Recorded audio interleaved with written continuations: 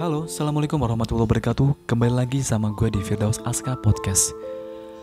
Di 12 Mei 2021 bertepatan pula dengan 30 Ramadan 1442 Hijriah.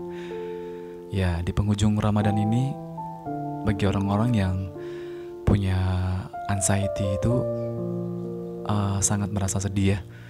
Karena momen-momen puasa itu adalah momen dimana kita bisa menyembuhkan diri. Kenapa bisa begitu? Ya, karena dengan puasa orang yang punya GERD dan kecemasan itu biasanya sembuh loh ya. Banyak juga yang sembuh dikarenakan mereka pola makannya teratur dan lambungnya juga bisa diistirahatkan, serta pola pikirnya juga bisa lebih baik karena suasana di bulan Ramadan itu mendukung buat kita untuk berpola pikir baik. Udah gitu juga pola hidup kita juga teratur, tidurnya teratur dan segala macamnya. Bahkan banyak juga yang penderita GERD anxiety di bulan Ramadan itu sembuh. Kemudian di penghujung Ramadan ini, ketika di akhir-akhir Ramadan ini sedih banget lah. Bukan hanya penderita GERD anxiety sih, tapi juga umat muslim seluruh dunia ketika di dalam penghujung Ramadan ini pasti sangat sedih. Ya, kalau gue sih sudah merasa lebih baik ya. Cuman memang ada teman-teman gue juga yang sayang banget puasa kemarin itu mereka tidak manfaatkan buat kesembuhan daripada GERD dan anxiety. Padahal kan sudah gue bilang, sudah gue kasih tahu bahwa puasa itu menyembuhkan. Ya, di saat lo sebelum puasa itu lo tidak bisa menahan lapar, tapi di saat puasa kenapa lo bisa kuat menahan lapar? Ya, sudah gue kasih edukasi, tapi mereka juga nggak jalani nih. Ya itu kembali lagi kepada diri mereka sendiri, mau sembuh atau tidak. Sekarang sudah di penghujung Ramadan. Hari ini di 30 Ramadan kita puasa terakhir. Besok kita sudah merayakan daripada hari kemenangan, yaitu Idul Fitri. Ya, buat orang-orang yang punya kecemasan sudah pasti ada perubahan, udah pasti itu. Nah, perubahan-perubahan yang kalian dapat selama bulan Ramadan ini tolong dikonsistenkan gitu loh. Tolong dipakai ini setelah Ramadan, dari pola pikir, pola makan, dan pola hidup lo. Kalau bisa setelah Ramadan ini rajin-rajin lo berpuasa Senin Kemis atau puasa Daud, karena itu menyehatkan. Karena puasa bagi orang-orang yang punya penderita GERD apalagi itu sebenarnya ada terapi untuk menyembuhkan daripada lambungnya itu sendiri atau GERD-nya sendiri. Orang-orang yang punya kecemasan, kalau masih belum ada perubahan, berarti ada yang salah dari pola pikirnya. Ya, karena kalau kita mengatur pola makan kita bisa aja ya, gampang ya. Tapi kalau untuk mengatur pola pikir itu kan tergantung daripada lingkungan kita, tergantung dari keadaan suasana kita gitu. Terkadang suasana kita berbeda. Apalagi buat orang-orang yang punya penderita GERD anxiety itu banyak juga orang-orang yang tidak banyak yang mensupport dirinya. Itu yang bikin terkadang pola pikir kita tuh jadi lama untuk bisa berpikir positif. Tapi yang pasti gini, kalau sebenarnya gini kan, ini kan GERD anxiety itu memang lama sembuhnya ya, kecuali dari tekad lo sendiri dan kemauan lo sendiri. Karena memang kecemasan atau anxiety ini memang yang bisa menyembuhkannya diri kita sendiri, bukan orang lain. Bahkan orang lain tuh hanya bisa mensupport atau bisa memberikan motivasi buat Anda yang punya penderita anxiety. Sebenarnya kuncinya ada dari diri Anda. Ya memang gak mudah sih ya. Gue juga pernah merasakan itu di saat posisi gue sedang anxiety, datang gitu kan, dan dan orang-orang yang di sekitar kita tuh nggak tahu kita tuh kenapa gitu kan, disangka kita tuh lebay segala macem. Ya begitulah, kita harus bisa menyembuhkan diri kita sendiri.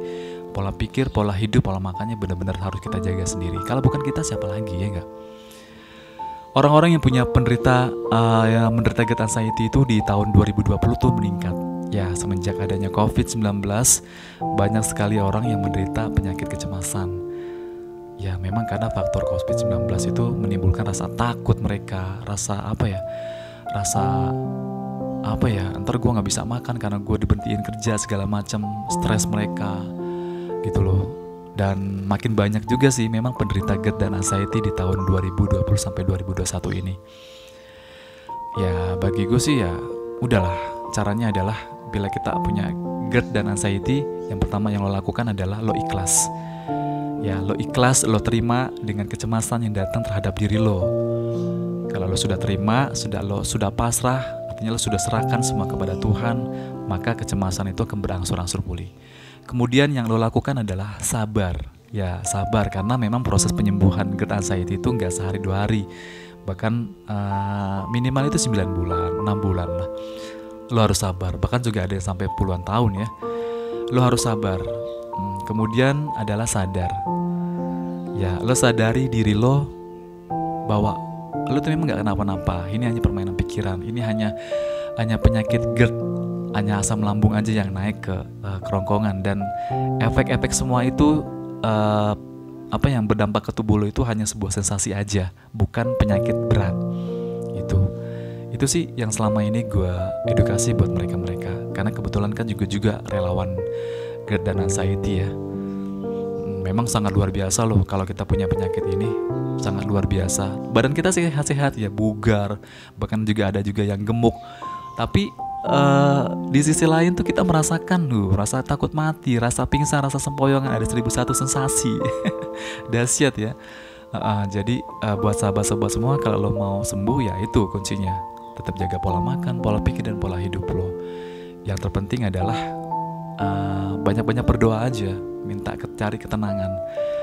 Terus jangan lupa juga pintu kecemasan itu kan ada di mata dan telinga. Bila lo melihat, bila lo mendengar, maka mata dan telinga itu adalah pintu kecemasan, otak adalah terminalnya, dan hati adalah penyembuhnya. Jadi mata dan pendengaran itu adalah pintu masuk kecemasan. Apa yang lo lihat, apa yang lo dengar itu bisa menjadi cemas kalau otak lo itu berpikir negatif. Nah, otak itu adalah terminalnya, dan penyembuhnya adalah hati.